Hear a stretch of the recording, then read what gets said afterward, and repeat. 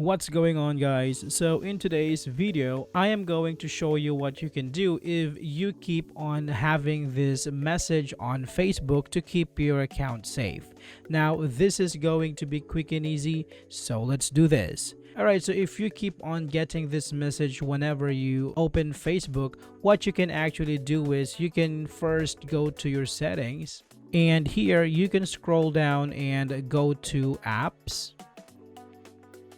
And here you can try to scroll down through the list and look for Facebook. So once you found it, you can tap on it, and here you can go to storage and tap on clear cache and tap on clear data.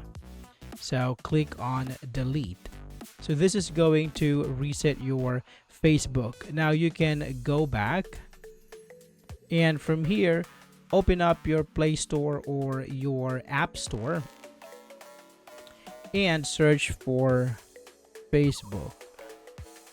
Okay, so here, if your Facebook needs to be updated, you need to tap on update. So let's update Facebook here.